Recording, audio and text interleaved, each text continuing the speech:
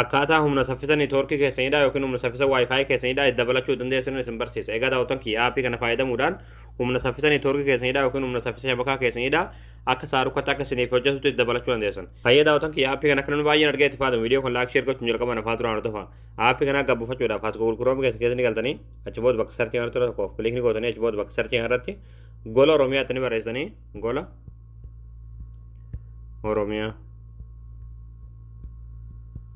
Achi booda gola Oromiyaa kajoo jalaa sini baasara tora tokkoof kilikni gootanii ammallee asirratti gola Oromiyaa kajoo harta tora tokkoof kilikni gootanii ammallee haala kanaan sitee fitaa soloota ekoonii sarchii irratti tora tokkoof kilikni gootanii bakka sarchii kanatti qubee ka ma raa barreessanii achi booda sarchii fuulduraa kilikni gootanii sarchii gootanii achi booda ammallee haala kanaan suuraa kana fitaa suuraa kana tora tokkoof kilikni gootanii achi booda aappii dhuunfachuudhaaf sirra olfaa gadeemtu olfaa gadeemtu mirmaati achi booda dhumarta kana madii maadhaan kan barraa aappii astukaa buufadhaa kajoo jalatti daawulood keessatti daawulood tanutaniiti aappii kana biloo keessatti kan buufatan.